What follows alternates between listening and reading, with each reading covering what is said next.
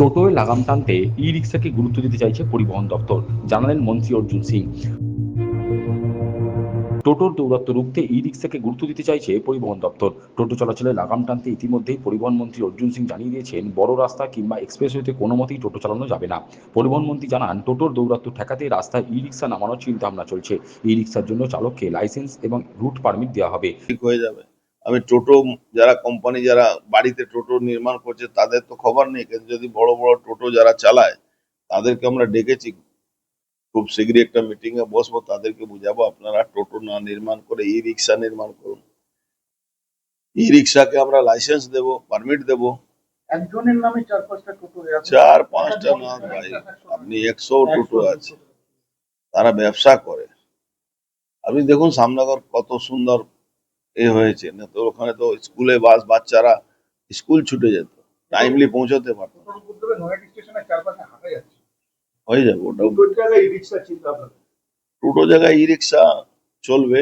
আর টোটোর সব থেকে বড় ব্যাপার আপাতত আমরা বলেছি মেন রোড থেকে যেখানে হাই স্পিড গাড়িগুলো চলে ওখান থেকে সরাতে হবে। তিনি জানান, ই-রিকশা কিনেই রাস্তায় নামানো যাবে না। টোটোর জন্য যেমন পারমিট দেওয়া হয়েছে, তেমনি ই-রিকশার জন্য পারমিট দেওয়া হবে।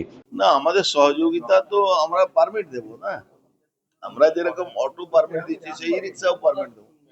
আমাদের নলেজে থাকবে তো আপনি ফট করে ই রিক্সা কিনতে পারবেন না।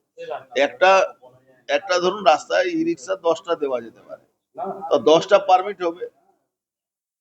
আপনি ব্যালেন্সটাই হারিয়ে দেবেন, যেখানে 10টা চলা উচিত সেখানে 100 চলবে, তো ডিসব্যালেন্স সিস্টেম হবে না। সবটা তো সার্ভে করে করা হয়। মন্ত্রীর অভিযোগ, তৃণমূল জমানায় পুরসভা থেকে 1.5 লক্ষ টোটোর লাইসেন্স দেওয়া হয়েছে। আইনকে অমান্য করে এই লাইসেন্স প্রদান করা হয়েছে। লাইসেন্স প্রদানের ক্ষেত্রে ব্যাপক দুর্নীতি হয়েছে। আপনি ভাবতে পারবেন টোটোর কোনো মানে লাইসেন্সিং করা কোনো আইনের মধ্যে নেই। তৃণমূল 1.5 লাখ টোটোকে মিউনিসিপ্যালিটি থেকে লাইসেন্স দিয়েছিল, ট্রেড লাইসেন্স। আমি বুঝতে পারি না কোন ধারায় কোন আইনে এটা হয়েছে।